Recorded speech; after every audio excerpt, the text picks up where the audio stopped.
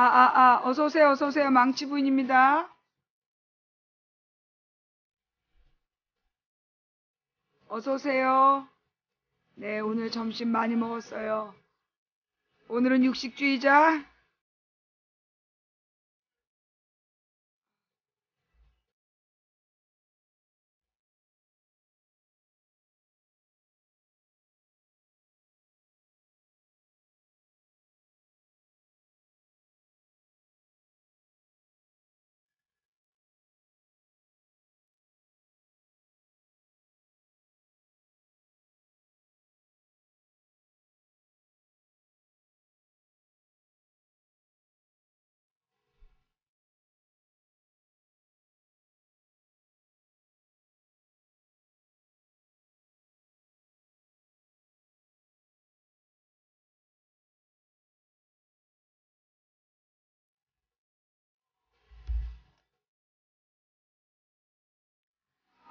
어서오세요, 어서오세요. 망치 부인입니다.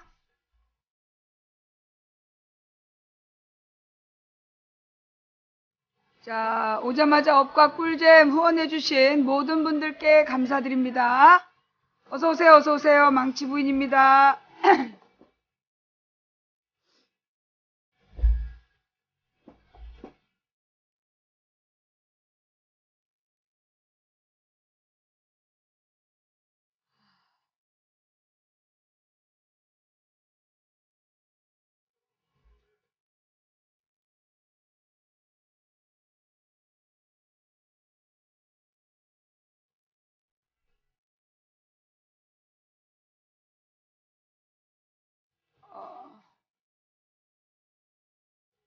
점심 때 양파를 먹은 게 좀 속이 아픈 것 같아요.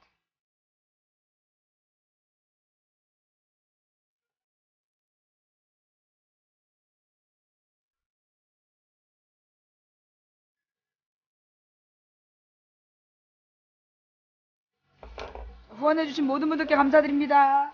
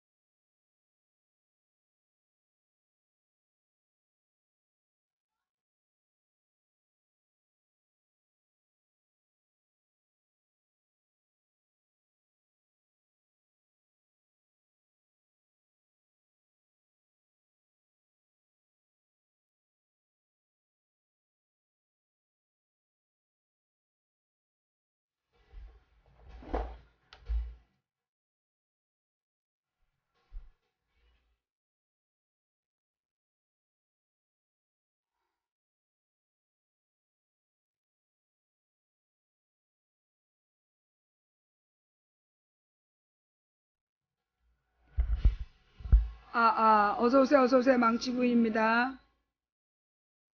좀 나아지겠죠? 방송 시작하면 또 나아집니다.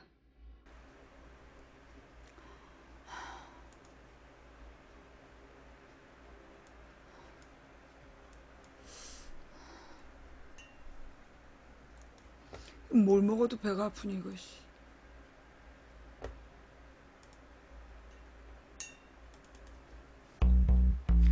어서오세요, 어서오세요. 서울 도봉구 창동 사는 불량주부 망치 부인이 운영하고 있는 생방송 시사수다방에 오신 것을 환영합니다.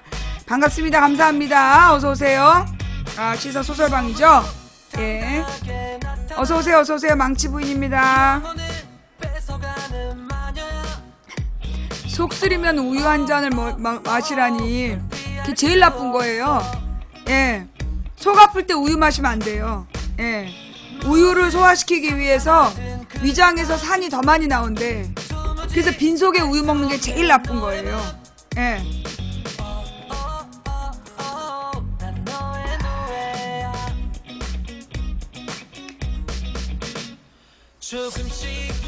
네, 그래서 빈속에 우유 마시는 거 아니에요. 예. 내가 위장을 오래 앓았기 때문에 위장이 안 좋은 건 잘 알아요. 두유는 우유가 아니잖아. 그거는 콩 갈은 거잖아요. 두유는 그죠? 콩을 갈은 거라서 우유하고 다르죠. 예. 그 양배추가 위장에 좋죠. 양배추하고 매실. 우유를 잘못 마시고 설사하는 사람은 유지방 분해 요소가 없는 거예요.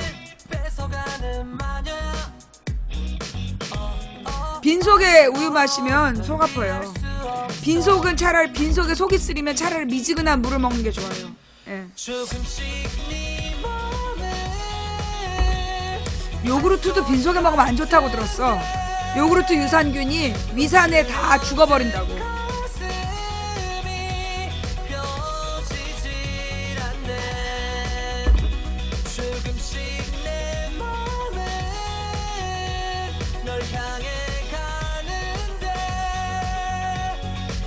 어서오세요, 어서오세요. 망치부인입니다. 예.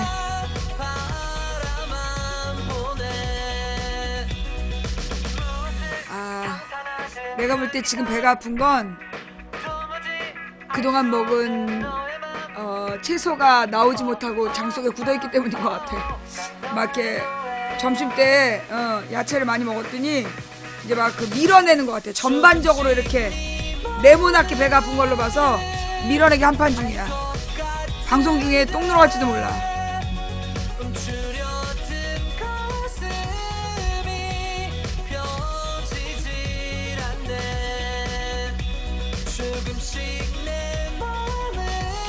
어서오세요, 어서오세요. 망치부인입니다. 예. 네모나게 배가 아픈 건 뭘까요? 이렇게 배 아픈 지점이 테두리 그런 배는 안 아파봤나 보지?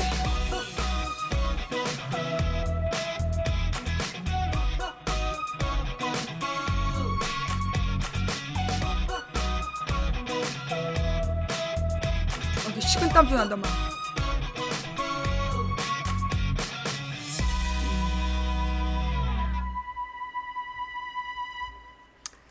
그 냉면 먹으면 설사 나와요. 이게 더울 때요. 밖에 날이 덥다고 찬 거 먹으면 그게 그 소화기관이 별로 안 좋고 설사 나오고 그러는 거야. 원래 우리 한국 사람들은 이열치열이라고 날이 더우면 뜨거운 걸 먹었잖아요. 네, 그게 건강과 소화에는 되게 도움이 된대요. 그래서 그 날 덥다고 찬 거 자꾸 먹으면 배탈 나는 거야. 얘들은들 말에 다 틀린 말이 없어. 네. 그러니까 이게 그 뭐라 그러나 나이가 들면서 점점 차가운 걸 마시면 몸이 안 좋아지는 것 같아. 예. 차가운 걸 마시면 이렇게 그 손발이 좀 뭐라 그러나 피가 안 통한다는 느낌이 확실히 들어. 그러니까 이제 자꾸 웬만하면 차가운 것보다 따뜻한 걸 먹게 되고 그러는 것 같아요. 예, 밖에 더워서 못 돌아다니겠어요. 그래요. 지금 많이 덥죠. 네, 특히 이제 다시 여름이 됐기 때문에 네, 지금 다시 여름이 돼가지고 이제 전기요금 얘기로 지금 난리도 아니에요? 예, 어제 그 탈원전 얘기 했더니 그거 가지고 지금 막 난리도 아니죠? 그죠? 예. 어제 그 원전 이야기, 예, 어떤 사람이 아까 그 원전 이야기 더 해주세요. 뭐라고 얘기를 했더니 반발이 많네요. 라고 하셨는데, 제가 해드리고 싶은 얘기는 뭐냐면, 본인이 완벽하게 아는 거 아니면 쓰지 말라 그랬죠. 내가 여러분한테 계속 말씀드리는 게, 본인이 논쟁할 수 없으면, 그렇게 그 함부로 글을 쓰지 말라고 그러는데, 왜 그렇게 어중간하게 아는 걸 가지고 글을 쓰다가, 그 글이 막혔다고 와갖고 도와달라 그러고 그래. 그러지 말라니까. 그건 남의 지식이야. 본인이 논쟁할 준비가 안 돼 있으면 그렇게 함부로 가서 글 쓰고 논쟁하고 그러는 거 아니에요. 예. 아까 어떤 사람이 들어오자마자 뭐 원전에 대해서 얘기를 좀 더 해달라고 그 대체 에너지로는 원전을 마크 못한다고 누가 그랬다. 그 정도에 대한 답변도 못하면서 뭐하러 글을 써. 예. 자, 꿀잼 해주신 914분께 감사를 드립니다. 예. 자, 원전에 대한 이야기를 그럼 오늘은 좀 원전으로 다시 한번 시작해 볼까요? 우리나라에서 그 원전에, 그러니까 이명박 이전에, 이명박 이후는 잘 모르겠고, 이명박 이전에 원전에서 생산되는 전기가 우리나라 전체 소비되는 전기에서 차지하는 비중이 23%에서 25%였어요.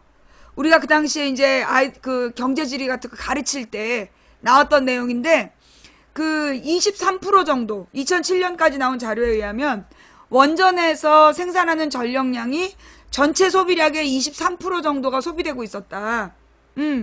그리고 그러니까 이제 원전이 제일 많이, 그러니까 우리나라는 원전이 막 80% 정도로 생산하는 걸로 알고 있었어. 그게 아니었다는 거야. 화력이 제일 많았고요. 원전은 23% 정도밖에 안 되고 나머지가 뭐 수력이라든가 기타 뭐였던 거야. 근데 그 당시에 같은 시기에 독일 같은 경우는 그 저기 뭐야 대체 에너지 화력이나 아니 뭐지 그 태양력이나 풍력 에너지로 19%를 생산하고 있었어요. 독일에서 전체 사용되는 전력량의 19%를 그 대체 에너지로 생산하고 있었어. 내가 그랬잖아. 독일 가면 그 전체 그 들판에 그냥 전부 다 이렇게 태양광 집광판이 있다고. 그래갖고 그 집광판을 독일은 굉장히 길에다 많이 깔아놨어요. 그래갖고 그걸로 전력 생산을 하고, 그 다음에 이제 그 대서양 쪽에서 불어오는 바람, 대서양 쪽에서 불어오는 바람을 풍력 에너지로 이용을 했는데, 어느 날 강풍이 불어가지고 막 그 풍력 에너지가 막 돈 거야. 그래서 전력량이 너무 많이 생산이 돼서 그거를 막 수출하고 다른 나라로 긴급히 수출했다고 그러더라고. 예. 풍력 에너지. 내가 뭐라 그랬어? 무슨 에너지랬어? 이렇게 돌아가는 거. 풍력 에너지. 예. 그래서 그 태양광 에너지라든가, 예, 태양광 에너지라든가 풍력 에너지 같은 게, 네. 그런 게 이제 독일에서는 되게 많이 사용되고 있는데, 우리나라는 이 풍력 에너지를 아무데나 설치하는 게 문제야. 풍력 에너지가 그 뭐라 그러나 전력량이 적다 이런 얘기를 헛소리들을 많이 하는데, 그 얘기는요. 그 바람 이 풍력 발전기를 설치하는 위치 선정이 중요해. 1년 내내 그 강한 강풍이 불어야 되는데 그렇게 강한 강풍이 불지 않는 데다가 그 어중간한 풍력 에너지를 세워놓으면, 풍력 발전기를 세워놓으면 그게 그다지 효과를 못 보는 거예요. 예. 그리고 이제 그 우리나라 원전 같은 경우는 실제로 이제 여기서 중요한 건 뭐냐면 우리나라에서 생산되는 전력량의 52%가 산업용이라는 거야. 한마디로 철강하고 정유산업으로 52%를 쓰고 있다는 거예요. 심지어 무슨 일이 있었냐면 이명박 때 그 우리나라 산업용 전기요금이 싸다고 일본에서 정유회사가, 일본 같은 경우에는 자기네들 나라에서 정유회사를 차리면 전기요금이 너무 비싼 거야. 그래서 일본의 정유회사가 우리나라에 와서 그 저기 정유사업 하라고 그 저기 허가가라가 났었어요. 이명박 때. 그 회사가 지금 들어왔는지는 잘 모르겠고. 그러니까 그런 식으로 그 원자력 발전을 해서 정유회사에서 쓰는 거야. 그러면 그 정유회사에서 그렇게 에너지를 써가지고 정유가 나왔다. 그럼 우리 한국 사람들이 기름값 싸게 쓰냐? 그것도 아니야. 그러니까 정유회사에서는 기름 만들어서 팔고 그 세금도 그렇게 많이 안 걷잖아. 우리나라에서 그렇게 대규모 법인한테. 그러니까 결국은 그런 데를 위해서 이 저기 뭐야 에너지를 다 쓰고 있는 게 문제라는 거죠. 그러니까 이 산업용 에너지만 그 다른 나라처럼 가격 올리면 우리 일반 가정용은 가격이 안 올라도 되는 거야. 그래놓고 정유회사에서 지들끼리 성과급 잔치하고 막 그러잖아요. 그죠? 예.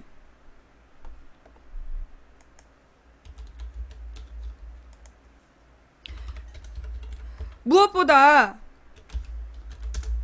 노무현 정부 때 대체 에너지 개발을 위해서 4조 원인가 10조 원인가를 썼어.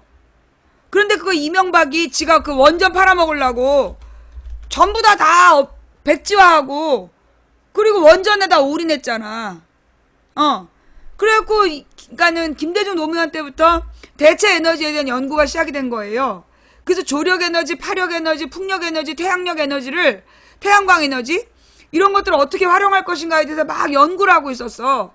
그리고 막 발전 시설들이 막 만들어지고 있었는데 그걸 이명박이가 싹 다 말아먹었어.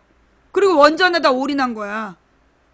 그리고 지금 계속해서 원전을 짓는 것도 그런 정유 사업자들, 이런 대기업들을 위한 원전인 거예요. 예.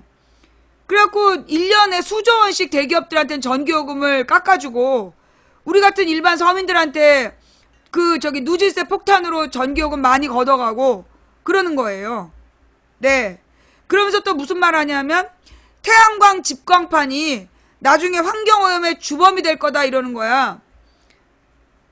원자력 발전소는 오염의 주범이 아니야?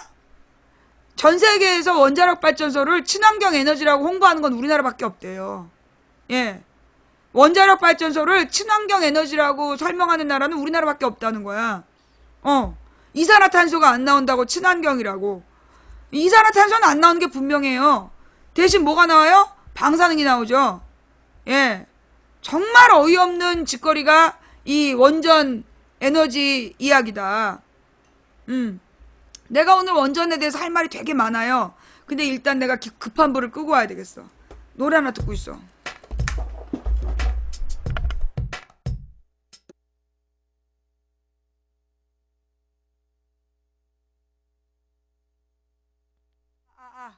급한 불을 끄는데 오래 걸렸어. 근데 급한 불이 다 안 꺼진 것 같아. 어떡하지?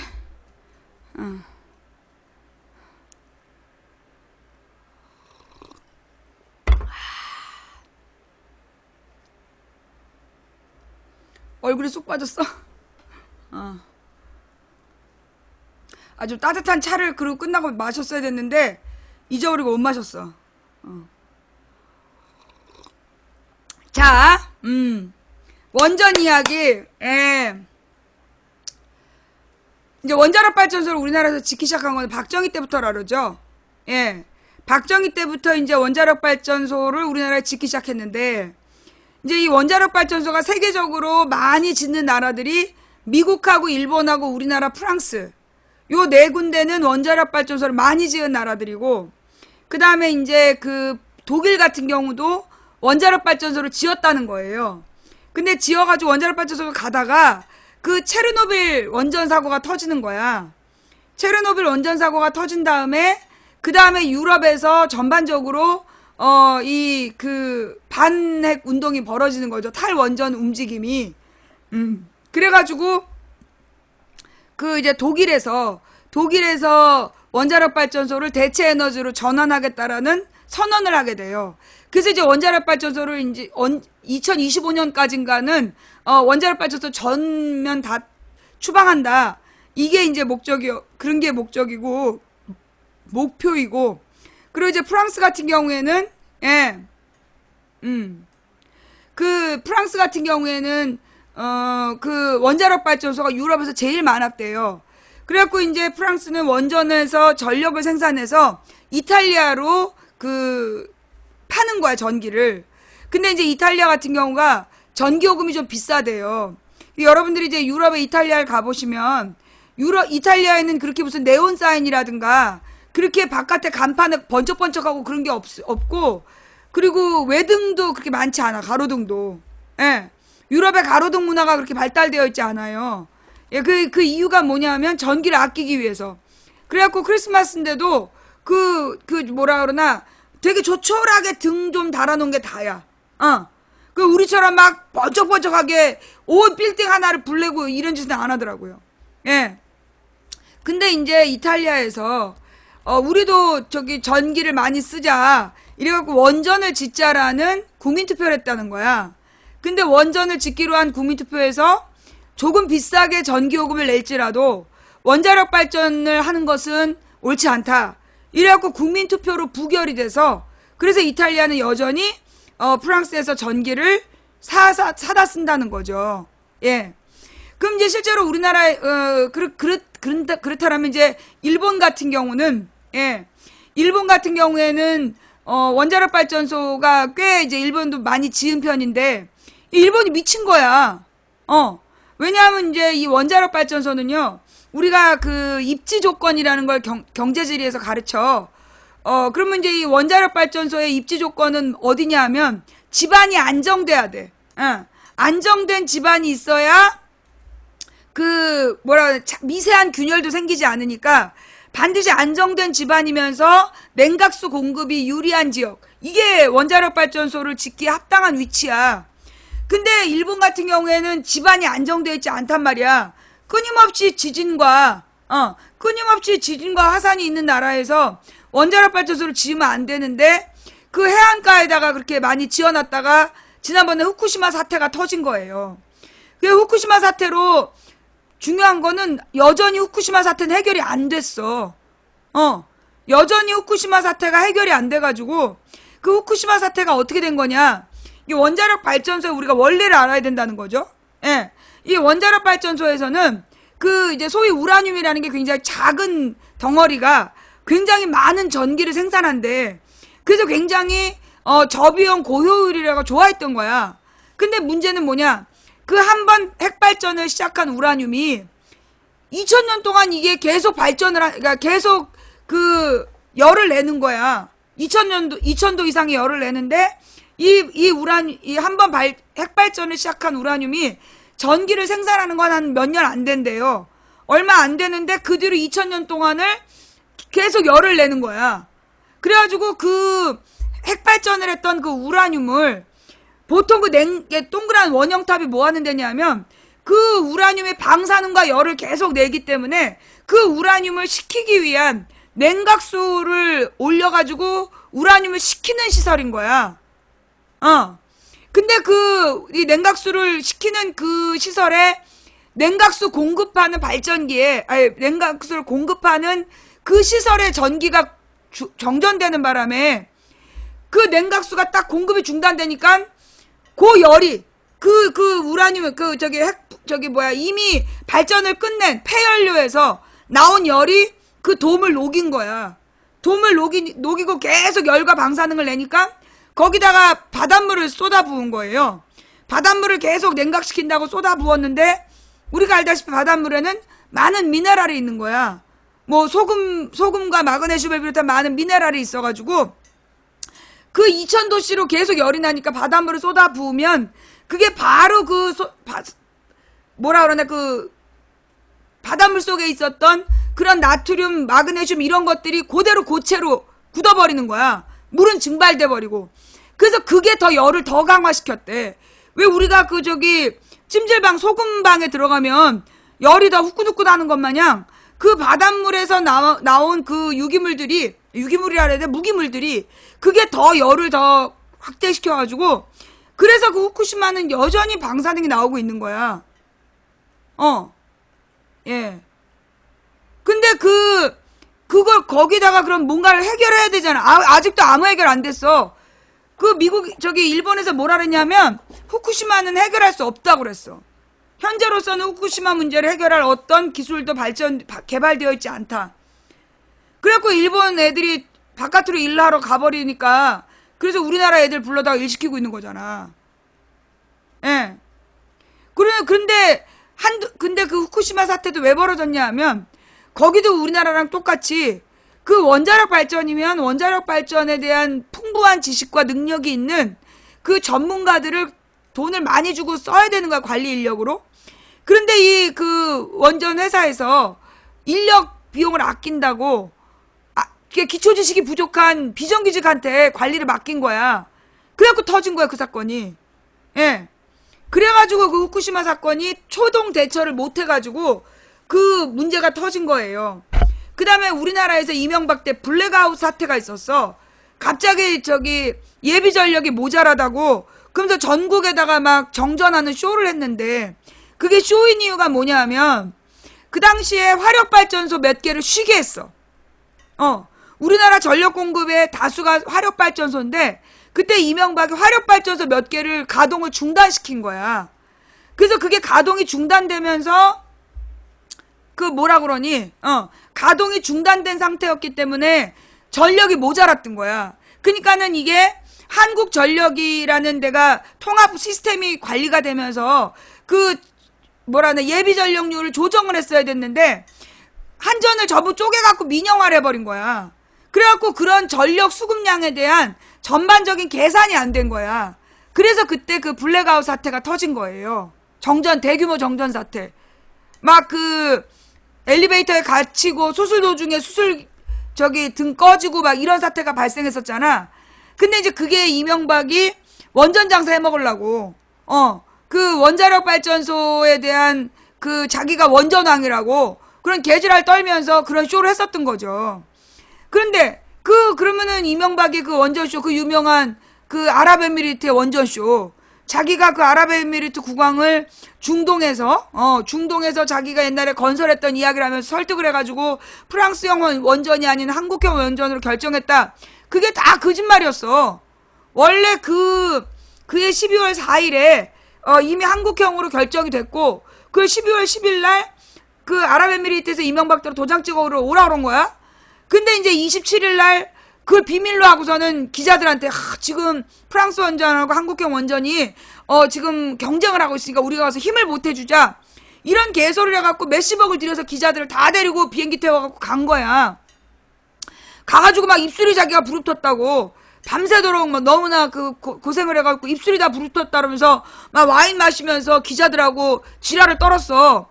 근데 프랑스 원전에서 다음날 거짓말 하지 마라. 너네 12월 4일날 다 결정돼 있었던 거 아니냐. 그 다음에 한국의 그 통역사들이 우리도 12월 10일에 들었다. 근데 엠바고 하라 그래서 지금까지 말을 못하고 있었다. 그래서 거짓말인 게 들통이나? 그러니까는 이제 그래도 42조 원짜리 원자력 발전소를 건설해주기로 한 게 어디냐? 막 이러면서 자랑을 한 거야. 그러니까 또 프랑스 원전회사에서 야 너네 거짓말 하지 마라. 너네 그거 16조 원에 지어주기로 하지 않았냐 이런 거야. 그러니까 그러면 16조 원이면 3분의 1 값이잖아. 그래가지고 이제 막 사람들이 그래도 그러면 노무현이는 어디 가서 16조 원이라도 벌어온 적 있냐? 막 이랬어. 그때 이명박의 알바 군단이.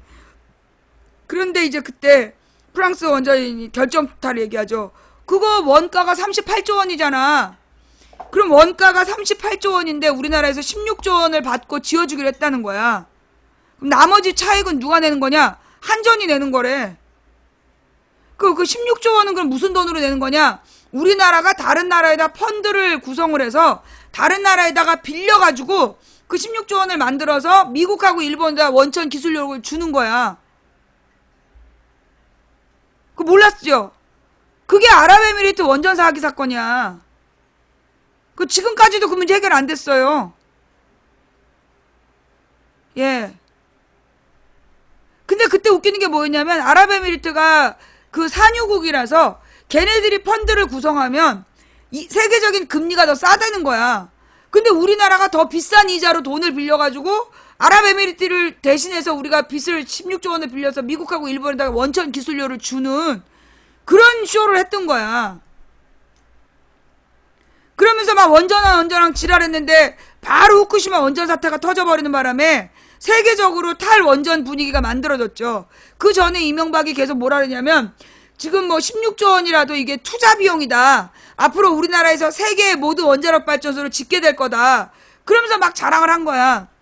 근데 미국하고 일본에서 미쳤냐. 누구 마음대로 원자력 발전소 함부로 짓냐.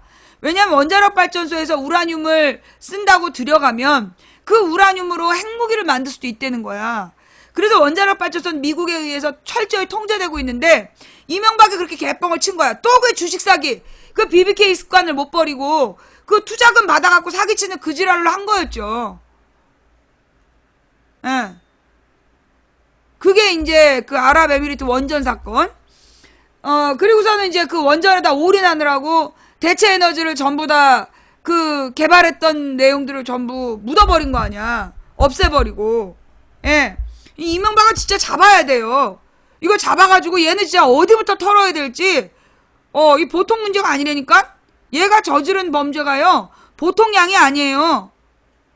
예.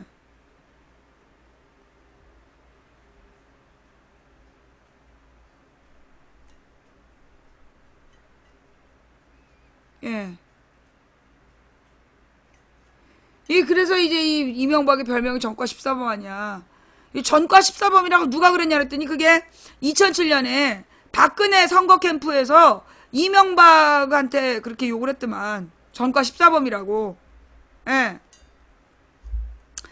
그러면서 이제 그 김경준이가 나와서 뭔가 밝힐 것 같았는데, 예, 뭔가 밝힐 것 같았는데 바로 그때 황교안 정부에서 추방시켜버렸잖아.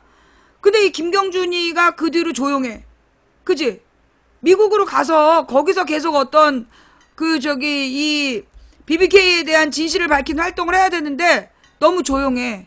그리고 이 김경준 같은 경우에는 그 김경준이 누구냐 하면 옛날에 이명박이랑 김경준이가 같이 BBK 사기 사건을 친 거야.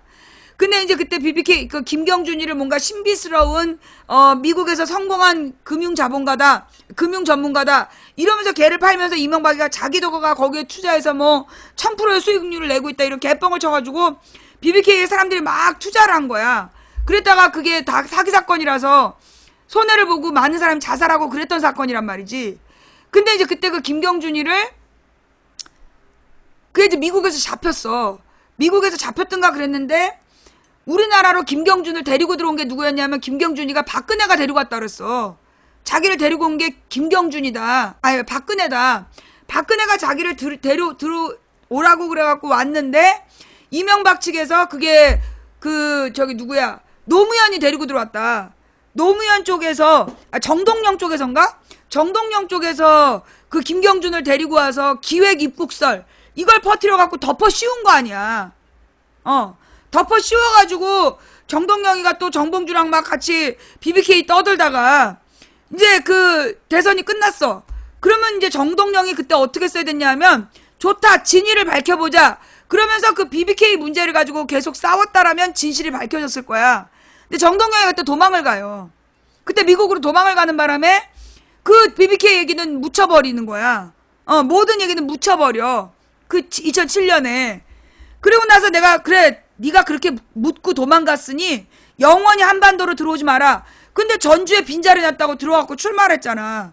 근데 내가 그때부터 정동영을 그 막말 사건으로 2004년에 총선 말아먹은 거에다가 그 대선 끝나고 BBK 문제 진실을 밝혀야 될 때 도망간 거 그런 것들이 이제 내가 정동영을 미워하는 이유이죠. 예. 하여간 그리고 난 그 김경준이가 2016년인가에 얘가 이제 2017년이지 올 봄에 얘가 모든 형기를 마쳤어. 모든 형기를 마쳤으니까 그러니까 이제 진실을 밝히겠다고 얘기했다고. 그런데 황교안 정권에서 얘를 강제 추방을 해버렸단 말이죠. 그러면 이제 추방된 미국 가서라도 뭔가 진실을 밝혀야 되는데 조용해. 아무것도 안 해. 그래서 나는 이 김경준이가 이 이명박과 뭔가 여전히 관계를 맺고 있는 거 아니냐. 그러면서 지금 이제 얼마 전에 났던 뉴스인데 그게 오버인지 모르겠어. 이명박이 오바마를 다음 달에 초대했다. 다음 달에 오바마를 이명박이 초청했다는 기사가 잠깐 나왔었어요. 예. 그러니까 이제 이 오바마가 어디 초청받고 가면 돈을 엄청 많이 받는데 돈을 무지 많이 받고 초청 가면 지금 다니고 있다는 거야, 오바마가. 그러니까 지금 이제 이명박이가 오바마를 돈 주고 불렀나봐. 이 오바마한테 되게 실망하는 순간이야. 와서 무슨 짓을 하는지 지켜보자고. 좌우지간 김경준이는 미국으로 돌아가서 소리 없이 사라졌고, 그리고 이 BBK 얘기는, 그냥 공중에 붕 떠버린 사건이 돼버렸는데, 어쨌거나 그렇게 시작된 이명박의 비리들, 그 중에 이제 이 방산 비리, 그리고 4대강 비리, 그리고 이 자원외교 비리, 그리고 원전 비리, 이런 것들로 인한 손실액이 이게 추산이 불가능할 정도야.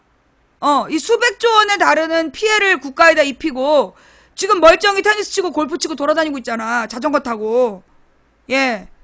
이명박에 대해서 이거 빨리 수사가 진행이 돼야 되는데 빨리 진행이 될까봐 이명박의 모든 언론이 문재인 정부를 까고 있는 거죠.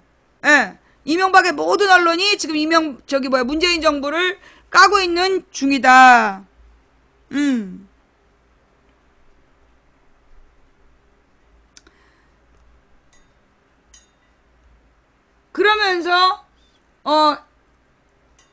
어저께 또 하나의 탁현민 소설이 떴어. 오늘 아침인가? 예. 그 탁현민의 과거 발언이 오늘 또 떴어요. 근데 그 책이 나온 게 언제야? 2007년이야.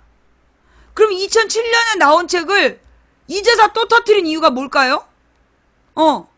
내가 여기서 느껴지는 건 뭐냐면 이게 탁현민이가 싼똥이 많은가 봐. 그러니까 얘네들이 하나씩 띄우는 거야.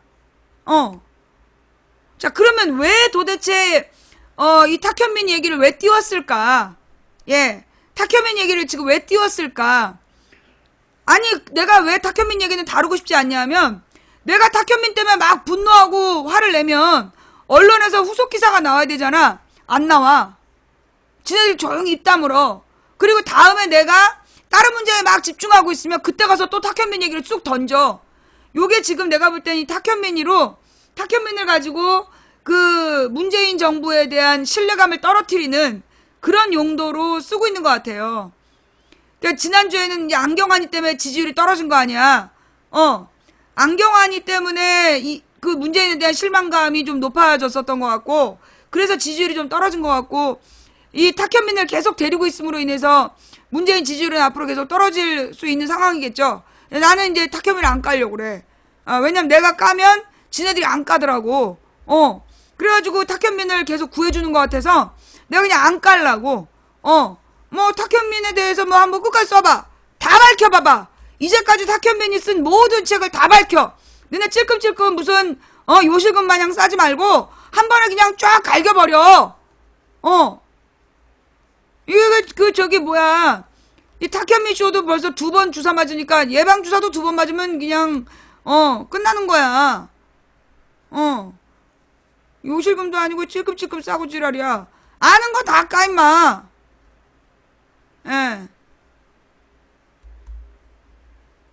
근데 나는 진짜 웃기는 게 뭐냐면 그런 탁현민이가 여성단체랑 친했다는 게 이해가 안 돼. 나는 이 여성단체들이 그 탁현민한테 행사 기획을 맡기고 그랬던 이유가 난 이해가 안 돼. 탁현민이가 그런 애인 줄 모르고 맡긴 건가? 알면서 맡긴 건가? 나는 그게 잘 이해가 안 돼. 난 모르고 맡겼을 것 같아. 예. 저도 탁현민이 그런 애인지 몰랐어요. 옛날에 탁현민을 몇 번 만났는데, 그 몇 번 봐도 그게 그렇게 웃긴 책을 쓴지 몰랐네였어.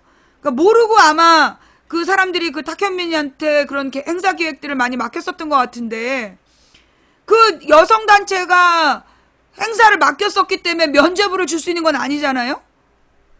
정말 그 논리가 이해가 안 돼. 그지? 그러니까는 지금 안경환이를 막 싸고 돌았던, 안경환이를 지켜야 된다고 막 주장했던 인간들 있잖아. 문서 유출 사건 갖고 지랄했던 인간들. 걔네들이 또 이재명을 또 그렇게 싸고 돌아. 이재명 형수 욕설 얘기를 아직도 하고 있느냐. 자기 같아도 그 상황이면 욕설을 했다는 거야. 그러니까 당신은 그렇게 시청자를 하는 거지. 누구나 뭐 그렇게 욕하고 싶으면 욕할 수 있어. 근데 그런 욕을 했으면 공직자를 하지 말아야지. 그렇잖아요. 예. 그런 욕설이나 그런 행동을 했으면, 그래, 누구나 대한민국의 사생활에 보호가 있고, 예, 사생활이 보호돼야 돼요. 이 사유재산의 자유가 있고 사생활이 보호되는 나라야. 그죠? 그러면 거기에 대해서 우리가 그 보호해야 된다고 얘기를 하면서도 지금 안민석이 봐봐. 어저께 최순실의 숨겨진 재산이라 그러면서 어마어마하다고 막 깠어. 근데 근거는 있냐고. 안민석이 막 이게 무슨 회사 명단이라 하면서 막 갖고 나왔는데 글씨도 안 보여. 예. 정말로 그 회사 명단을 공개를 하란 말이야. 그 회사 명단을 좀 공개를 하고 근거를 대라고. 그 회사 이름만 얘기하지 말고 독일 쪽에서 투자된 모든 회사 이름을 댄 건지 아니면 그 중에 한 회사라도 결정적 증거를 까발리란 말이야. 내가 그동안에 안민석 아기가 뭐 했냐. 그러니까 갑자기 최순실 재산 환수 무슨 특별법을 만들겠다 그러면서 들고 나온 거야, 판때기를. 근데 그럼 그 판때기에 어떤 과정을 거쳐서 돈이 들어왔다. 이게 구체적인 어떤 근거가 있어야 되잖아. 근데 그런 근거가 없어. 그 다음에 그 박근혜 박근혜가 주사 맞고 뭐 이런 거에 대해서 그 다 문제가 된 거 아니에요? 어? 박근혜와 최순실의 과거, 그 다음에 이 박근혜하고 최태민의 관계, 그거 사생활이잖아. 40년 전 사생활이잖아. 50년 전, 40년 전 사생활인데 그거에 대해서는 그렇게 밝혀야 된다고 떠들면서 누구야, 안경환이의 40년 전 얘기는 사생활에 대해서 밝히면 안 된다. 그 이중잣대 아니냐? 어? 아니, 최태민하고 박근혜가 40년 전에 무슨 관계였다. 그렇게 떠벌리고 다니는 인간들이, 근데 가만 보면 똑같은 인물들이지. 그지? 최태민과 박근혜가 무슨 이상한 관계였다라고 떠벌리고 다니는 사람들이 안민석 말 막 따라하고, 그리고 안경환을 지켜야 된다고 얘기하고, 문서 유출에 분노하고, 같은 사람이 그러고 다녀. 한 입으로 두 말 하는 거 아니야? 박근혜 사생활은 까도 되고 안경환 사생활은 까면 안 되는 거야? 박근혜를 깠으니까 안경환도 까야지. 그게 상식적인 거지.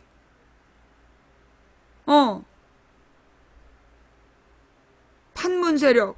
또 말을 또 엄청 잘 만들어냈네. 지금 문재인을 파는 세력인 거죠? 예.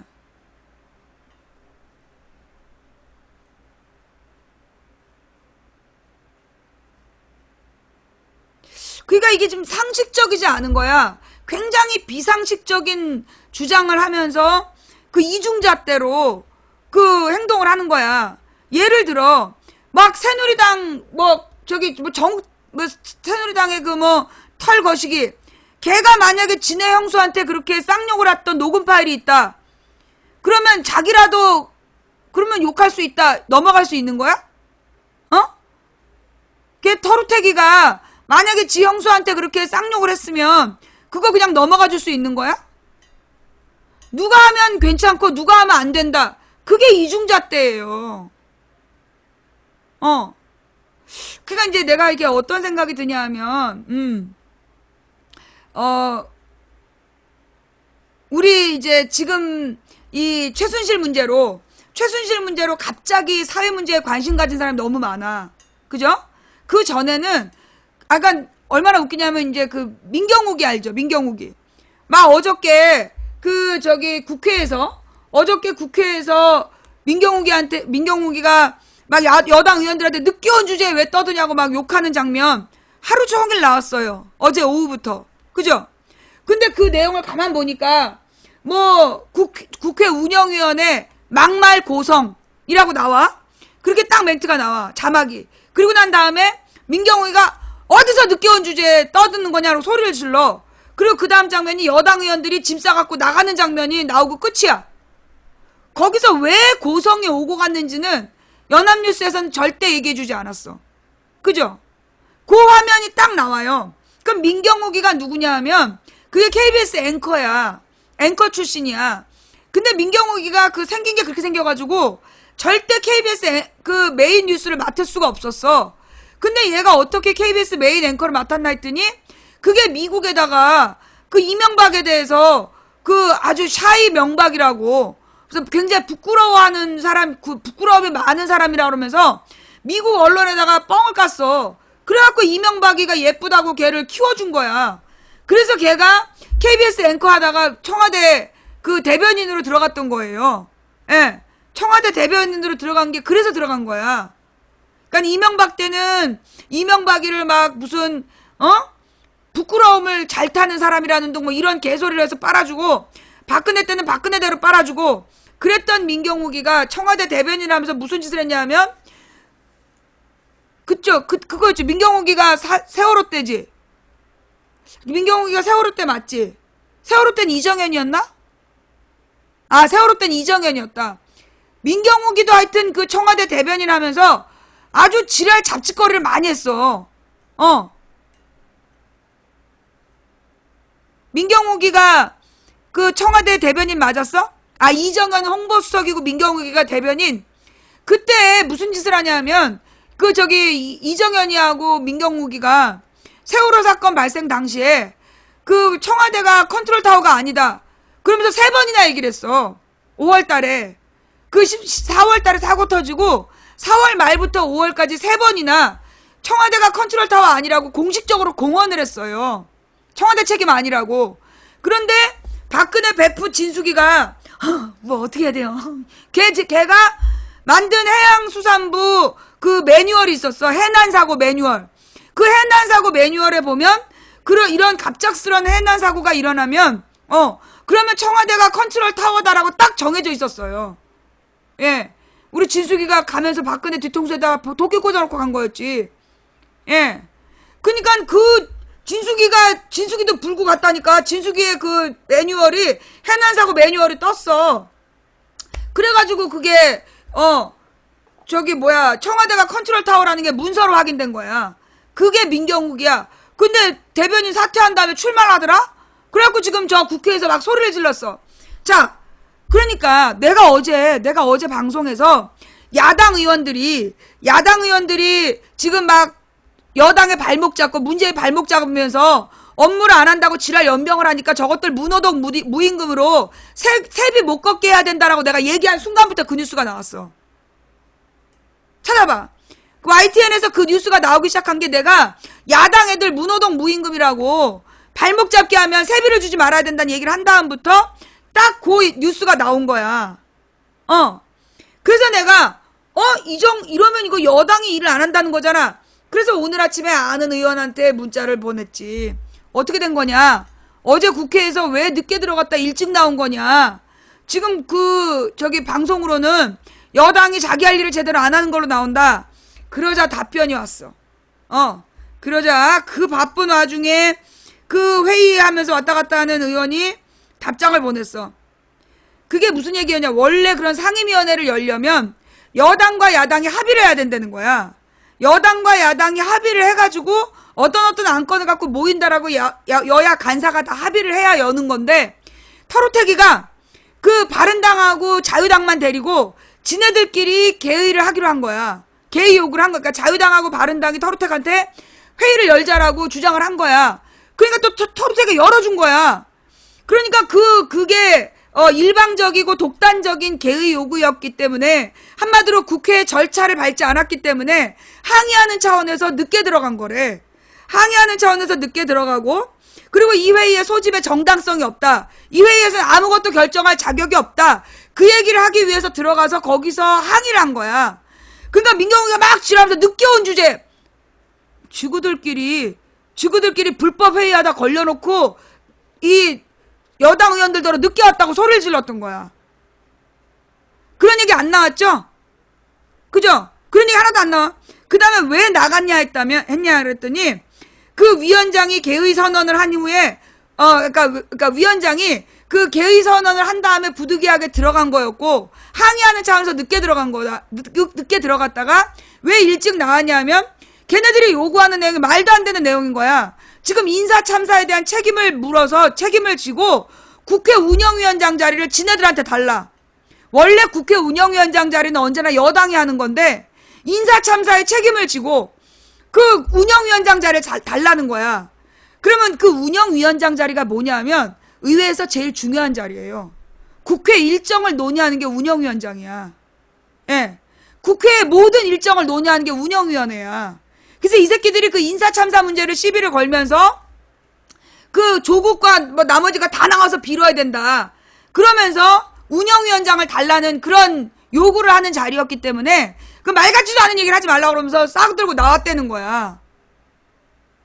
그런데 언론에서 나왔어요, 안 나왔어요? 내가 이 의원이랑 딱 통화한 다음에, 이게 누구냐? 박홍근 의원이야. 그 박홍근 의원이랑 내가 딱 통화를 했어. 그리고 난 다음에 연합뉴스에서 한 줄 자막이 나오더만. 무슨 문제로 고성이 오고 갔는지. 그전엔 안 나왔어. 그 다음에 연합뉴스에서 무슨 짓거리 하냐면, 여당이 소수니까 어차피 빼고 가도 상관없냐고. 상관없지 않냐고. 연합뉴스 앵커가, 그 오전에 11시경에 했던 그 앵커가 그러는 거야. 어차피 여당이 소수인데 그냥 빼고 가면 안 되는 겁니까? 이런 미친놈들을 봤나? 연합뉴스나 YTN에 대한 국비 지원을 중단해야 돼요. 세금 지원을 하지 말아야 돼. 이게 무슨 개소리야. 이제까지 여야 합의해야 된다고. 그래서 야당이 요구해도 여당이 그 새누리당이 어기면 회의가 안 열렸어. 그러면 무능한 국회, 일 안 하는 국회 문 닫아라, 해산해라, 지랄하고. 이제 지네들끼리 회의 열어가지고 아무 때나 지네들끼리 모여서 절차도 안 밟고 결정을 지네들끼리 하겠다는, 어디서 이런 개소리를 하고 있냔 말이야. 우리 앞집개가 싫어할 것 같아. 어디서 이런 개젖반 소리하고 앉아있어. 니네가 요 내용을 비밀로 붙이면 영원히 국민들이 모를 뻔했지. 이게 말이에요. 동시다발적으로 얘네들이 그런 움직임을 보이는 거야. 지금 국회가 제대로 지금 막말 고성 얘기는 왜 나왔냐면, 그 막말 고성이나 하고 있는 국회, 일도 안 하는 국회 없애버려라. 그래갖고 지금 그 국회 해산, 국회를 없애버리자는 그 서명운동하고 있어. 걔네들이 누구야? 수개표 했던 애들이야. 그지? 야당이 문재인의 발목을 잡고 있다. 그러니까 이 야당을 없애버리기 위해서 국회를 해산하고 조기 총선을 해야 된다. 수개표 한 애들이야. 수개표 운동했던 수개표 시즌2야. 걔네가 지금 국회 해산 운동하고 있어. 그럼 왜 국회를 해산하려고 그러느냐? 지금 얘네들은 작년 총선에서 민주당하고 더민주하고 국민의당이 표를 갈라먹으면 지네가 200석을 먹을 수 있는 줄 알았어. 근데 웬걸? 더민주가 1당이 되고 지네가 2당 됐었잖아. 그리고 그나마 쪼개져 있고. 그래서 지금 지네들이 전국을 주도할 수 없는 거야. 그러니까 지금 수개표 팀을 이용해가지고 국회 해산론을 펼치고, 그러면서 여당 무능론을 펼쳐가지고 지금 우원식 무능하다. 그쪽 팀에서 만든 얘기야. 수개표 얘기하고 안경환을 보호해야 된다고 얘기했던 애들이 우원식 무능하다고 얘기하고 있어. 국회 해산을 요구한 애들이. 지금 국회 해산을 요구하기 위해서 우원식이 무능하다는 얘기하고 있는 거야. 다 같은 병이야. 그치? 예. 지금 우원식 까는 애들이 그 야당이 발목 잡는다고 국회 해산을 주장하고 있고, 안경환, 이재명 실드 치는 애들이야. 얘네 정체가 뭐겠어.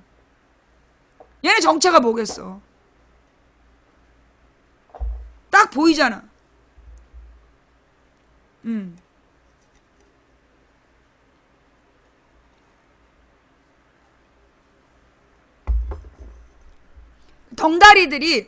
덩다리들이 막 그 말을 믿는 거야. 왜 그러면 이 덩다리들이 생겼을까? 이게 작년에, 아니까 세월호 이후에 정치 문제에 관심을 갖게 된 사람들이나, 작년에 최순실 사태 이후에 정치 문제에 관심을 갖게 된 사람들, 이 사람들은 그 이전의 역사를 모르는 거예요. 그래도 2009년에 노무현 대통령 탄핵 때부터 망치는 방송을 들은 사람들은 그래도 좀 주워 들은 게 있어. 그지? 근데 그 세월호 이후에 들어왔거나, 아니면 메르스 이후에 들어왔거나, 16년에 최순실 사태 이후에 들어온 사람들은 과거 사실을 모르는 거야. 근데 이제 잘 모르는데 그 몇 명이 말장난을 해가지고 사람을 확 후리면 몰려다니는 거야. 이 14년부터 이 팟캐스트들이 말장난을 하면 거기에 줄줄이 따라다니는 거예요. 그래서 지금까지 우리 그 네티즌들이 진실을 접하지 못했기 때문에, 자기도 모르게 덩다리 짓을 한 거야. 내가 사실은 이제 며칠 동안 너무 힘들었어요. 내가 왜 며칠 동안 힘들었냐 하면, 내가 이제 방송을 접지 않겠다고 얘기는 했는데, 너무너무 기운이 빠지는 거야. 언제까지 이 짓을 해야 됩니까? 그 안경환 문제를 쉴드 치는 사람들을 보면서 너무 절망감이 느껴지는 거야. 그 안경환이가 뭘 잘못했냐 이러면서 40년 전에 그럴 수도 있지 이러면서 막 그 문서 유출을 한 놈을 잡아야 된다는 모습을 보면서 내가 언제까지 이 말도 안 되는 사람들을 지켜보면서 참아야 되는가. 그러면서 확 그 시험이 들었어, 마음에. 마음에 시험이 딱 들어가지고 다 무의미하다. 이러면 뭐하냐. 나는 10년, 11년 동안 떠들었는데 여전히 똑같이 저렇게 돌아가는 사람들을 보면서 하나마나인 짓을 내가 왜 하고 있나. 그런 마음이 드니까 너무 힘들어지는 거야. 너무나 힘이 들어졌는데 그때 이 하나님께서 인내하라. 인내하라. 이러면서 참고 견뎌라. 그게 네가 참고 견뎌서 세상이 끝나는 날 예수님을 만나라. 그런 위로를 주시는 거야. 근데 이제 내가 절망을 했던 이유가 그거야. 사람에 대한 절망. 어쩌면 그렇게 아무리 얘기를 해줘도 헛소리들을 끊임없이 할까? 어쩌면 그렇게 되돌아갈까? 나는 결국 저 사람들을 깨울 수 있을까? 내 힘으로는 안 되는 것 같다. 그러면서 이제 내가 절망을 한 거야. 거기서 우울감이 확 몰려오더라고. 해도 안 될 것 같은 느낌 때문에. 그러니까 미워지는 거야. 그러니까 막 그 문자를 보낸 모든 사람들이 미워지고, 그 인생 상담을 내가 그만하기로 했다는 게, 그 인생 상담에 보내온 그 철없는 이야기들을 보면서, 인생 상담과 관계된 그 철없는 문자들을 보면서 내가 막 너무나 속이 막 상해버리는 거야. 너무나 속이 상해버리면서 살고 싶지도 않은 느낌이 막 드는 거야. 더 이상 내가 이걸 보고 싶지가 않다. 정말 막 어디 먼 곳으로 정말 내가 떠나고 싶은데, 그 떠나면 어딜 가나 망치분이 또 알잖아. 전 세계에서. 막 이러지도 저러지도 못하는 상황이 된 거야. 그런데 그때 이 하나님이 내 마음속에 이 불쌍한 사람들을 돌아보라. 그들이 열정은 있으나 지혜가 없어서 그 어리석게 낚여서 그렇게 끌려다니는 건데, 이제까지 항상 그래왔다. 세상에는 언제나 진리와 정의를 말하는 자들이 있었고 그들은 핍박을 받았다. 너처럼. 나처럼 모든 진리와 정의를 말하는 사람은 비웃음을 당하고 핍박을 당했고, 엉뚱한 길로 유도하는 사람들은 언제나 꽃길을 걸었다. 예. 그러니 너가 네 마음속 깊은 곳에 혹시 너도 꽃길을 걷고 싶은 마음이 있는 게 아니냐. 그 순간 내가 마음 깊은 곳에 내가 그들에 대한 절망보다도 어쩌면 내가 이 핍박받고 모욕당하면서 내가 왜 저 무지한 자들한테 이런 고생을 해야 되나라는 그런 자만감이 있었던 것 같아. 그래서 내가 이 시간에 진심으로 회개하면서, 그래, 언제나 그랬어. 언제나 다수의 사람은 그 꽃길을 걷는 가짜들에 의해서 덩달이었고, 언제나 소수가 진리와 정의를 외치면서 핍박당하고 희생을 당했다. 그런데 지금까지 인류가 생존하고 있는 이유는 그 소수가 핍박당하고 모욕을 당하면서도 끊임없이 진리가 뭔지, 인간의 도리가 뭔지를 얘기해 왔기 때문이다. 그래서 성경에 좁은 길이란 얘기가 나오죠. 좁은 문으로 들어가라. 예, 좁은 문으로 들어가고 좁은 길로 다녀라. 그 말이 그 뜻이에요.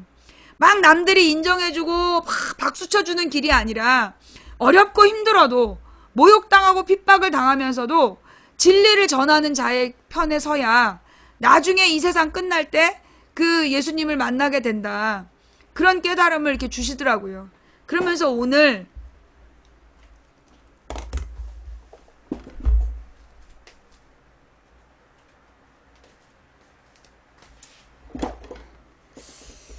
이 말씀이 누구에 대한 이야기인지는 모르겠어요.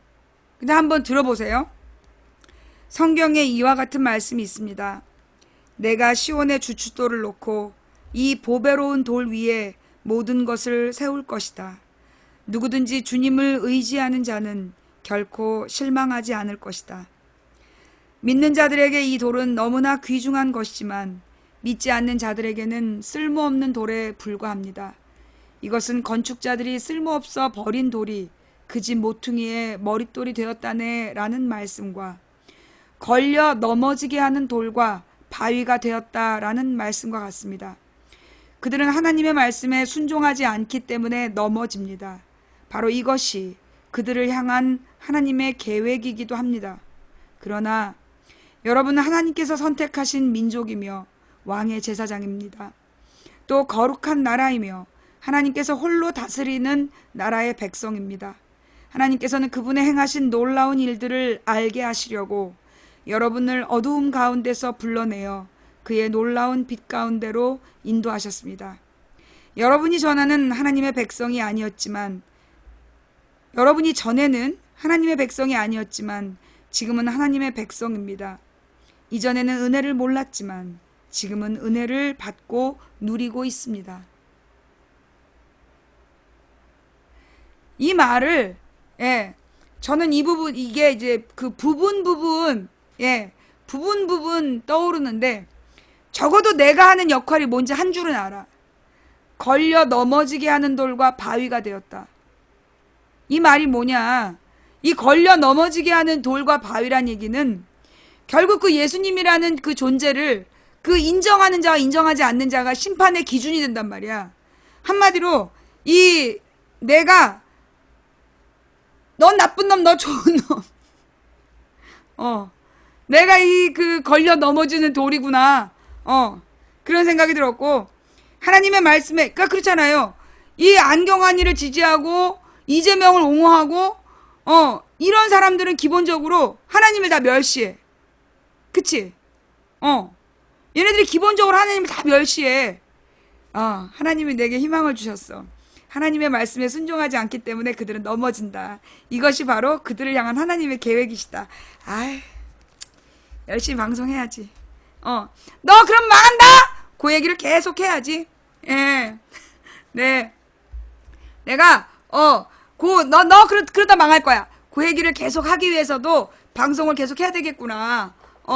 그런 어떤 새로운 희망을 얻었고, 예. 그리고 또 하나는, 사람들이, 사실 솔직히 얘기해가지고, 우리 지금 있는 시청자분들 중에, 옛날에 망치 부인이 이런저런 얘기할 때, 여러분이 안 믿었다가, 그 오랜 시간 지켜보면서 믿게 되신 분, 나에 대해서 이 여자 처음에 웃기는 여자다, 무슨 말 같지도 않은 얘기를 하냐, 대세가 이렇게 가고 있는데 꼭 망치부인 대세하고 딴 얘기를 해. 전 진짜 이상한 여자라고 생각했다가 오랫동안 지켜보면서 나에 대한 생각이 바뀐 사람, 우리 방송에 그런 분이 한 2,000명 되는 것 같아요. 예. 지금 이 방송에 시청자가 한 6,000명이면 그 중에 한 2,000명이 그런 분인 것 같아.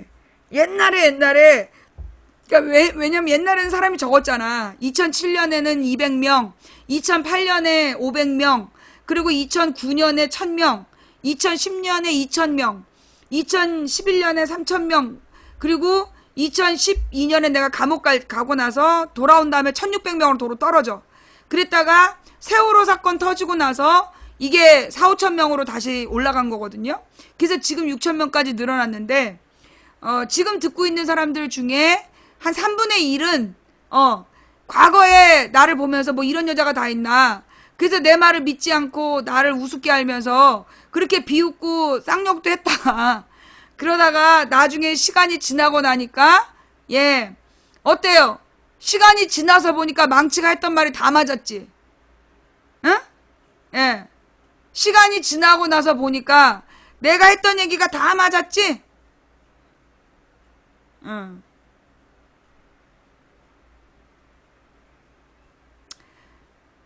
그래서 내가 오늘은 여러분들에게 진짜 그 얘기를 해주고 싶어요.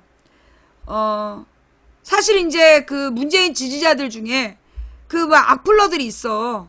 유명한 악플러들이 있더라고. 그럼 이 사람들의 특징이 뭐냐면 하나같이 좋은 교육을 받지 못했어. 문재인을 지지하면서 악플을 달고 다니는 사람들의 특징이 뭐냐면 하나같이 좋은 환경, 좋은 교육을 받고 자란 사람이 아니야. 그리고 생활들이 안정되어 있지 않은 사람들. 이런 사람들이 한마디로 그 어린 시절부터 쌓인 마음속에 분노가 있는 사람들이야. 그런 사람들이 지금 문재인을 지지하는 이유는 문재인이 강자이기 때문이죠. 문재인이 승자이기 때문에 지지하는 자들이야. 결국 승자편에 붙어서 자기네들의 어떤 그 불만족, 자기네들의 어떤 그 분노를 대리만족하고 있는 거다. 그게 스포츠를 보는 거랑 똑같아요. 스포츠에 열광하는 사람들을 보면 그 막 스포츠에 매달려서 막 그거에 집중하는 사람들의 특징이 현실을 부정하는 사람들이거든. 그러면서 강자를 막 쫓아다니고, 그러니까 보면 자기 생활에 불만이 없는 사람은 지든 이기든 그냥 자기가 지지하고 싶은 사람을 지지해. 그쵸? 한마디로 야구팀을 응원하더라도 형편이 좋고 생활에 불만이 없는 사람은 지는 팀이라도 계속 지지해요.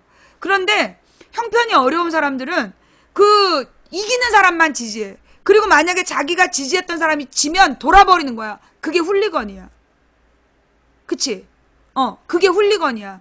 그러니까 결국은 뭐냐면 스포츠 같은 데나 게임이나 이런 데 현실을 도피해가지고 가서 거기서 막 악플을 다는 사람들의 특징이 뭐냐면 현실적인 불만인 거야. 현실 사회에 대한 불만을 어떤 다른 사람들과 자기를 동일시하면서 승자들하고 자기를 동일시해서 그들의 승리가 자기 것인 것처럼 막 그 대리만족을 하는 거야. 그러면서 문재인의 권위를 팔아서 문재인의 힘을 팔아서 자기 안에 있는 잔혹함, 자기 안에 있는 잔인함으로 그 댓글을 쓰는 거야. 예, 그 댓글을 쓰는 거예요. 그러면서 너무나 비인간적이고 비인격적인 댓글들을 쓰고 있는 그 사람들이 결국은 누구냐 하면 이 사회적인 희생자들이라는 거죠. 우리 사회가 그 인간을 인간답게 키워내지 못하는 거야.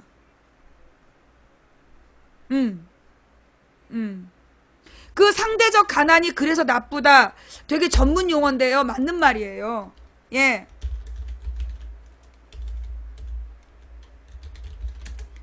그러니까 이 사람들은 과거에 굉장히 뭐가 있냐면 그 자기도 꿈이 있었을 거야. 이기고 싶은 꿈이 있었는데 그 꿈이 이루어지지 못한 거죠. 그러다 보니까 이 사람들이 점점 우울감에 빠져 있고 모든 게 안 되는 것 같았는데 자기가 문재인을 지지한 문재인이 이길 것 같거든. 그러니까 문재인을 지지하면서 그런 어떤 승자, 강자의 위치에 자기가 서보게 된 거죠. 그러니까 이제 이 박사모가 아주 잔혹한 모습을 보인 것과 마찬가지야. 박사모나 이명박의 댓글러들이 그렇게 잔혹한 모습을 보인 거랑 똑같아. 지금 문재인을 지지한다고 떠벌리고 다니는 악플러들이 그 박사모나 이명박을 지지하는 악플러들과 똑같은 이유가 그거예요.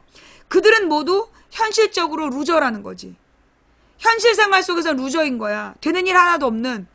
근데 그런 현실 생활 속에서의 불만을 어떤 강자를 지지하고 강자 편에 서서 자기가 세상을 지배하는 듯한 착각에 빠져 있는 거죠.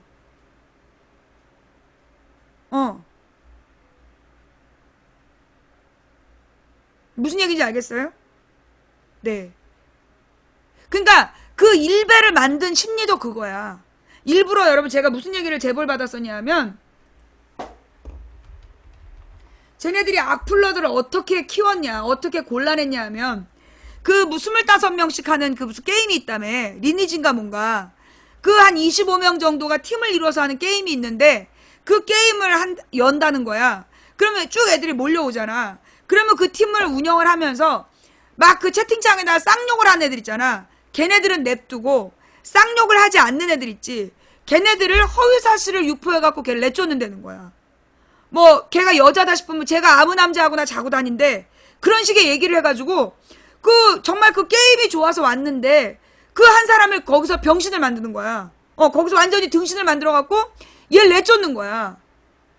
그러면서 뭐 그 악플 단 애들 있잖아. 걔네들만 따로 관리하는 거야. 그 얘네들의 불만은 뭐겠어? 가족들한테 따뜻한 사랑을 못 받는 거야. 가족들한테 따뜻한 사랑을 못 받고 인간적인 대우를 못 받는 애들이니까 그 걔네들한테 밥 먹었어? 라고 한마디를 물어본다는 거야. 근데 그 말에 그 악플러들이 다 무너져 내렸다는 거야. 그래서 그 밥 먹었냐고 물어보는 대장놈, 그놈이 시키는 대로 어디든지 가서 악플을 달고 오는 거야. 야, 어디 이게 뭐 그걸 좌표 찍어준다고 그러잖아. 그래서 좌표를 찍어주면 거기 가서 악플 달고 인증사진을 받아오는 거야. 강퇴당했다는 인증을. 그렇게 해서 그 네트워크를 형성하고 커뮤니티를 만들었던 거야.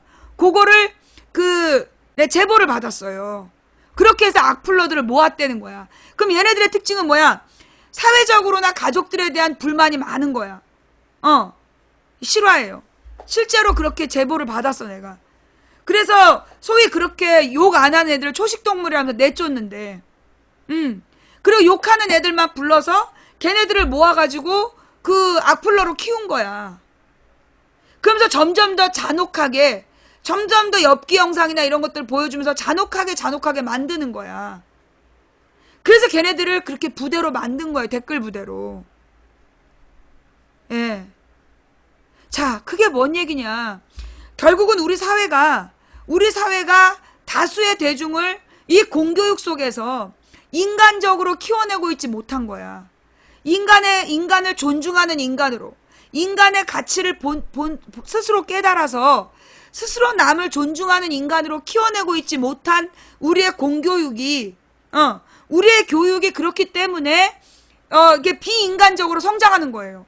그러니까 차별을 받고, 그리고 불이익을 당하고, 그 불의와 부정에 계속 당하면서 쌓인 분노가 어떤 돌파구를 만나면 그렇게 튀어나가가지고 악플러가 막 돼버리는 거야. 이 생명 존중 사상이 없는 인간으로 우리 사회가 아이들을 키워내고 있다는 거죠.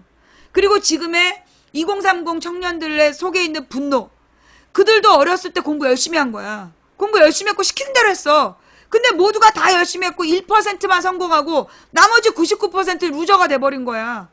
근데 자기는 이해할 수 없는 거야. 자기도 노력했단 말이야. 근데 왜 난 루저냐고 지금. 그러니까 그런 불만이 쌓여있는 사람들이 지금 이명박한테 이용되고 박근혜한테 이용되고 그리고 뉴라이트에 이용되고 있는 거죠. 그들의 분노가. 그래서 우리가 이런 우리들의 현실에 대한 그 철학적인 고찰이 필요해요. 그러면 그 선과 악은 무엇인가? 우리는 어떤 사람으로 살아야 되냐? 이기는 사람으로 살아야 되냐? 선한 사람으로 살아야 되냐? 그 이준익 감독의 황산벌이라는 영화가 있어요. 그 영화에 보면 그런 얘기가 있어. 계백 장군한테 김유신이 말하기를 너는 전쟁은 알아도 정치를 몰라. 정치를 모르는 장군 때문에 병사들이 수없이 죽어가는 거라고. 그런 이야기. 그 다음에 왜냐면 이 계백은 굉장히 정직한 장수였어.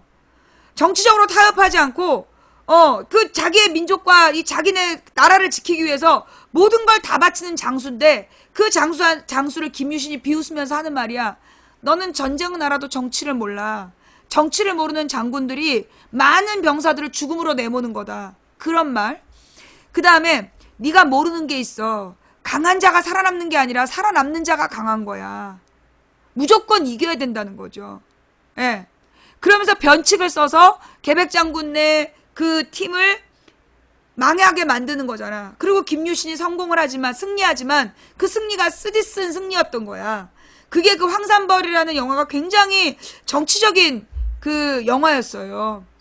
근데 결국은 우리는 이제 그런 영화들이 언제 나왔냐면 이렇게 노무현 때 나왔던 영화로 난 기억나. 그죠? 노무현 정부 때 나왔던 영화야. 그러니까 그 시절에 소위 노무현 정부 때 그 주류 세력이 갖고 있었던 사고방식이 이기는 자가 강한 자다. 우리는 무조건 강해져야 된다. 그래서 무조건 이기고 무조건 강해지면 된다라는 그런 강자의 논리를 펼쳤던 거죠. 그래서 나는 이 황산벌을 굉장히 오랫동안 재밌는 영화였다고 기억했는데 몇 년 전에 내가 세월호 사건 이후로 그 황산벌은 어쩌면 참 잘못된 영화였다. 뭐냐 하면 그 영화는 결국 강자 중심의 논리를 이야기하는 거다. 무조건 강자가 되라는 논리. 정이고 그 돌이고 나발이고 이기지 못하는 장수는 무능한 장수다. 정치적인 판단을 해서 이겨야 된다. 강자의 논리를 가르쳤던 영화였구나 라고 내가 깨달은 거야. 예. 그 김유신의 쓰디쓴 승리가 그런 뜻인 거예요. 예. 그런데 말입니다, 여러분. 결국은 뭐냐 하면 우리가 인간이란 존재가 어떤 존재인지를 잊어버리면 안 돼요. 어쩌면 우리는 문재인이 대통령이 되면서 모두가 승리자가 됐어. 그죠? 문재인을 지지했던 여러분은 모두 승자가 된 거야. 그래서 승자가 돼서 그 승리에 너무나 만끽을 하고 있었던 거야. 도취해 있었던 거지. 우리는 강자고 승자야. 우리 뭐든지 우리 마음대로 되는 거야. 그죠? 우리도 모르게 그런 마음이 마음속에 있었다는 거죠. 그런 마음을 교묘하게 이용해서 이 뉴라이트들이 엉뚱한 방향으로 지금 몰고 가고 있는 거야. 문재인은 승자의 모습이었지만, 문재인은 진짜 자기가 이겼지만 가장 낮은 자세를 취하려고 노력하고 있거든요. 그런데 그 문재인 주변의 청와대 사람들이 그 승자, 강자의 어떤 그 기분에 도취해가지고, 마땅히 해야 될 일을 제대로 못했던 거야. 그래서 지금 이 상황이 벌어진 거죠. 예. 그러니까 이게 보복심인 거야. 복수심. 복수심으로 막 저 새끼들 다 때려잡고 싶다. 이런 생각들을 막 하게끔 그걸 부추기는 거예요. 그래서 우리가 그 여러분 망치 부인이 계속 방송에서 10년 동안 했던 얘기가 뭐냐면 진정한 민주주의자는 타인의 인권을 존중해야 된다. 그죠? 우리가 왜 민주주의 하려고 하느냐 하면 모든 사람의 인권이 보장되는 사회를 갖기 위해서다. 나랑 생각이 다르다고 그래서 그 사람을 잔혹하게 짓밟으면 안 되는 거다. 그 얘기를 계속 했던 이유가 뭐냐 하면 어쩌면 지금 우리가 고민해야 될 우리들의 방향 때문이야. 우리가 문재인을 이용해서 추구하는 우리들이 꿈꾸는 세상은 어떤 세상이냐. 힘없고 백없는 사람도 행복한 대한민국. 제가 중학교 2학년 때요. 미래 소원을 쓰라는 거야. 나중에 커서 꿈이 뭔지를 쓰라는 거야. 근데 그게 국어 시간이었어. 나는 뭐라고 썼냐면 그러니까 행복한 서민이 되고 싶다. 예. 행복한 서민이 되고 싶다고 썼어. 그러니까는 그때 선생님들이 나한테 기대가 컸는데 아니 네가 왜 행복한 서민이 되고 싶다고 그래. 넌 왜 꿈을 그렇게 미리 재단하니. 너의 무한한 가능성을 왜 펼쳐보기도 전에 그렇게 하찮은 꿈을 꾸느냐. 널 너무 제한하느냐라고 얘기를 하시는 거야. 근데 나는 그때도 교회를 다니고 있었거든. 근데 나는 교회를 다니면서도 내가 무슨 생각을 했냐면 세상에 성공과 실패라는 게 그게 아무것도 아니더라. 내가 아는 사람이 그러니까는 이제 내가 아는 사람이 굉장히 잘 나갔어. 또 그 당시에 이제 너무너무 부자로 잘 살았단 말이야. 근데 하루아침에 쫄딱 망하고 다 죽어버린 거야. 그러면서 완전히 그냥 그 집안이 개차반이라는 걸 봤어. 근데 내 어린 마음에 무슨 생각이 들었냐면 돈이 많고 사회적으로 성공한 것처럼 보이는 게 다가 아니구나. 그런 건 한순간에 무너지는 거구나 라는 걸 깨달았고, 그리고 문제는 뭐냐면 그 집의 자식들이 그렇게 부모가 잘 살다가 갑자기 망해버리니까 애들이 막 엇나가 버리는 거야. 그러면서 난 생각했지. 그 서민들이 행복한 나라는 아무리 망해도 적어도 아이들이 공부하고 굶지 않는 그런 나라가 된다면 내가 여기서 내 아이를 낳고 살아도 무난하겠구나. 나는 그런 생각을 중학교 2학년 때 했던 거예요.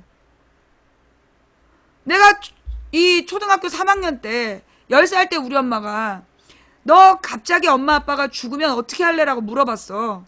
근데 내가 10살 때 뭐라 그랬냐면 그때 집이 우리 집이었어요. 이 집을 팔아서 은행에 넣어놓고 이자를 받아서 우리 사남매 공부를 마치겠다. 그게 내 나이 10살 때가 내가 가졌던 생각이야. 경제관이야. 그러니까 우리 엄마가 그때부터 집안의 대소사를 나하고 의논을 했어. 우리 오빠는 제끼고 이제 나하고 의논을 하셨고 우리 언니하고도 얘기를 안 했다고. 그리고 내가 중학교 2학년 때 선생님이 꿈이 뭐냐고 물어봤을 때 나는 행복한 서민이 되고 싶다. 그게 뭐냐면 그 어린 나이에 내가 봤던 거.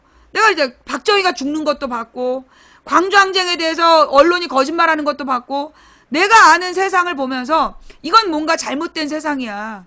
그러니까 나의 꿈은 정말 서민들이 행복한, 서민이어도 가난한 서민이어도 행복할 수 있는 나라가 되면 내가 서민이어도 된다. 그 생각을 내가 했다니까. 근데 그 말을 선생님한테 다 설명을 할 수가 없었어. 선생님이 날 이상한 사람을 봤기 때문에.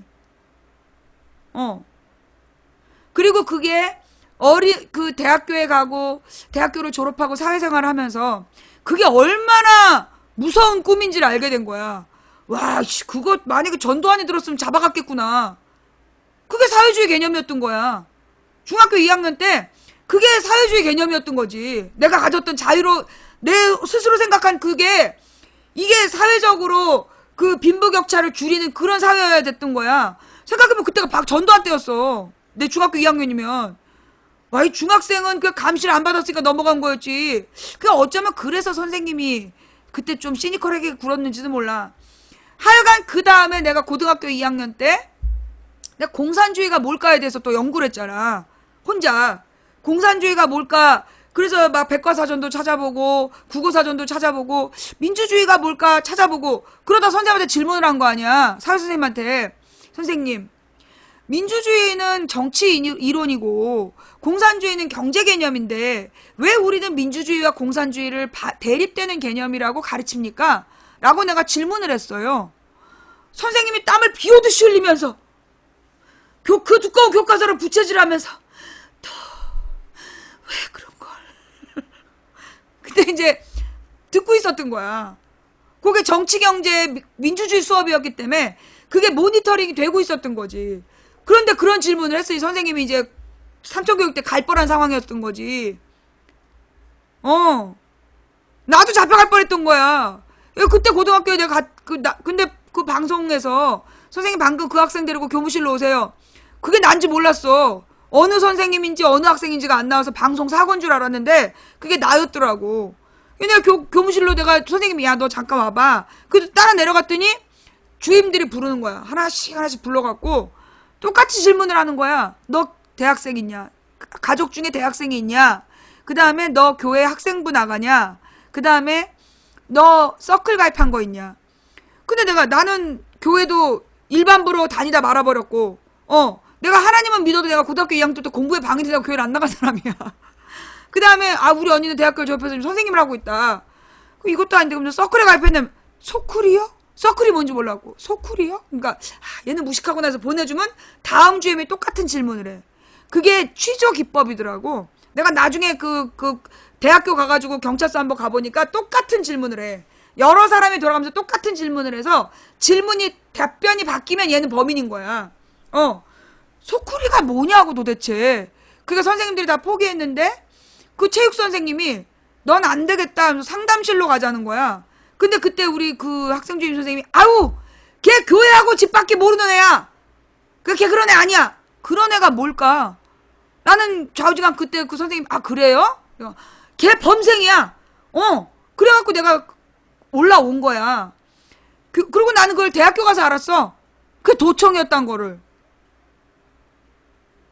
그러니까 그 당시에 그렇게 사람들이 이제 사상 탄압을 했던 거죠. 근데 그렇게 사상 탄압하는 분위기였기 때문에 몰래 교회 선생님한테 배우고 그 다음에 서클에 가입해서 배우고 그랬었던 거야. 그렇게 막 사회주의를 몰래 배우고 있었는데 나는 그런 걸 한 번도 배우지 않았어. 그런데 그냥 스스로 깨달은 거지. 하나님만 바라보고 하나님하고 대화하는 도중에 내가 그때도 좋아했던 건 사도행전이었어. 그 사도행전 부분에 나와 있는 맨 첫 부분에 사람들이 자기가 가진 것을 다 교회로 가져오고 그래서 그것을 필요에 따라 나누어 썼다. 그 말이 너무나 멋있는 거야. 그러면 부자와 가난한 자가 없겠구나. 그러면 가난한 자의 서름이 없겠구나. 그래서 나는 그리고 이 사도행전에 나오는 그 사도들의 그 고생하면서도 진리를 찾는 모습이 너무 멋있었어. 난 어린 시절에도 사도행전을 좋아했던 사람이야. 그 사도행전의 그 부분이 공산주의자들이 맨 처음에 추구했던 사회드만. 공동으로 분배하는 그게 씨발 나중에 알았어. 그게 공산주의인지. 그 다음에 내가 그럼 왜 가난에 대해서 그런 생각을 갖게 됐냐면 내가 6살 때 살았던 동네가 금호동이란 동네에 살았어. 거기 금호동 산동네에 살았는데 그 금호동 지금 생각하면 그게 높지 않은 동네야. 근데 내 어린 시절에는 그 산동네가 너무 높았어. 근데 그렇게 산동네에 우리가 살다가 집이 다 헐렸어요. 집이 다 헐리면서 우리 엄마가 거기서 우리도 집을 갖고 있었기 때문에 강남에 있는 작은 그 주공아파트에 입주권을 받아서 나오게 됐고, 그런데 이제 내 친구가 그런 다 쓰러져가는 집에 새를 살았던 친구가 있었어. 그런데 그 친구네 언니들은 다 초등학교 이제 국민학교 졸업했어. 그러니까 그 국민학교를 졸업한 언니들은 공장으로 다 보내고, 그 다음에 내 친구의 동생이 남자애였단 말이야. 근데 그 남자애는 집안을 일구어야 된다 그러면서 걔는 부모가 데리고 있고 내 친구를 부잣집에 식모로 보내버린 거야. 부잣집에 심부름꾼으로 보내버렸어. 그게 내가 어린 시절에 내가 겪은 일이야. 6살에. 그래갖고 이 여자아이를, 내 친구를, 내가 그렇게 사랑했던 친구를 그렇게 보내고 났기 때문에 나는 어린 시절부터 가난이 싫었던 거야. 나는 그 가난이 너무너무나 싫었어. 그렇게 어린아이를 보내버리는 가난이. 근데 그러니까 내가 중학교 3학년 때 어떤 기집애가 내가 우리 엄마가 빚쟁이한테 빌었다.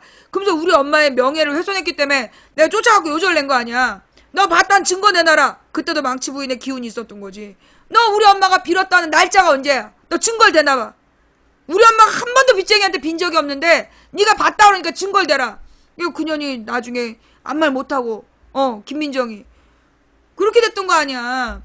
그러니까 내가 이제 어린 시절부터 나는 너무 많은 걸 경험한 것 같아. 너무 많은 걸 받고 너무 많은 상처를 받았고 그래서 나는 이 서민이 행복한 나라를 만들고 싶었던 거야. 한마디로 약자들이 보호받는 나라. 힘없는 집에 힘없고 가난한 집에 태어난 아이도 어디 팔려가지 않는 나라.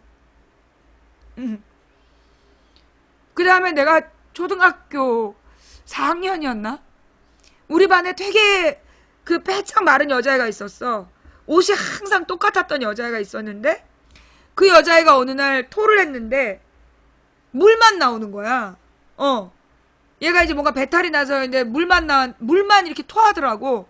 근데 나중에 알아보니까 얘가 너무너무 가난한 아이였다는 거야. 그래갖고 그 친구가 그 가난한 것 때문에 부끄러워하는 게 나는 그게 너무나 마음이 아팠어.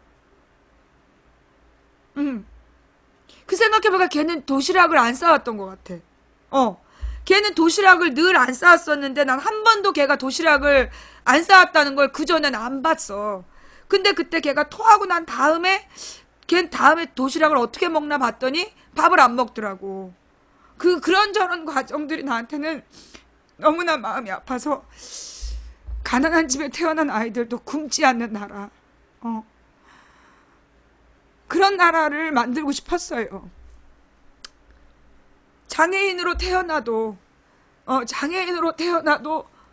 인간답게 대우받는 나라. 그런 나라라면 내가 약자가 돼도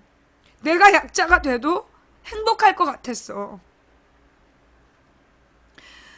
인간이 인간답다라는 건 뭐냐면요. 동물들은 그 자식을 낳아도 그 새끼가 건강하지 않으면 그 새끼를 죽여. 그냥 도태되게 냅둬. 그리고 살아남은 자들만 데리고 가는 거야. 그게 동물이야. 근데 동물과 인간의 차이가 있다면 그 약한 존재를 보호해주는 그런 제도가 있다는 거죠. 인간 세상에는. 결국 인간이 인간답다라는 얘기는 뭐냐면 나보다 약한 사람을 짓밟지 않는 거. 그게 인간다움이에요. 그러니까 우리가 무조건 위로 올라가고 무조건 강자가 되려고 하기보다 나보다 약한 사람을 돌봐주고 내가 나보다 약한 사람의 편을 들어주면 세상의 강자들이 나를 짓밟을 때 다른 사람들이 내 편을 들어줄 거 아니야. 우리가 그런 세상을 만들어야 된다.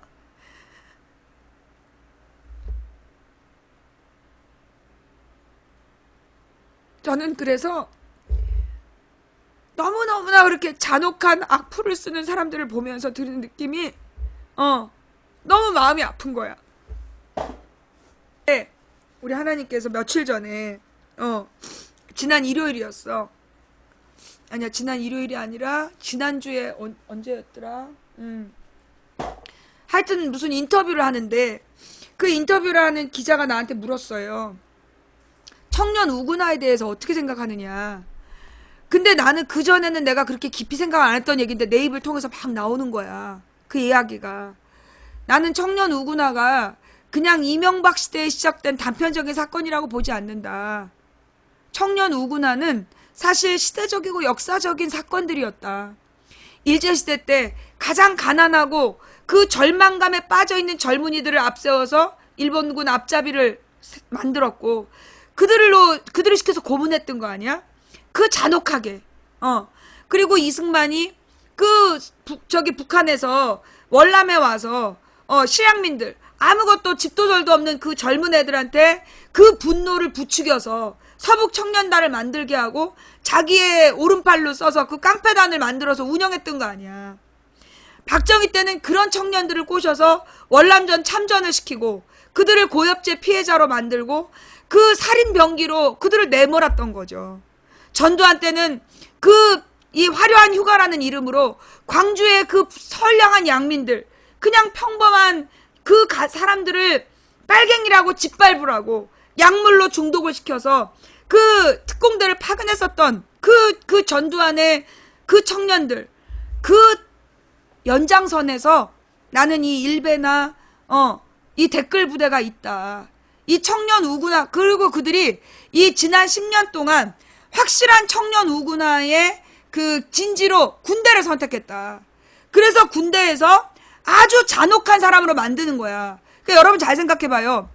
이명박 박근혜 때 군대 내에 잔혹 사건이 너무 많았어. 그치? 이게 김대중 노무현 때보다 이명박 박근혜 때 군부대 내에 잔혹 사건이 너무 많았어. 성폭행 사건이라든가 아니면 막 군대 내 폭력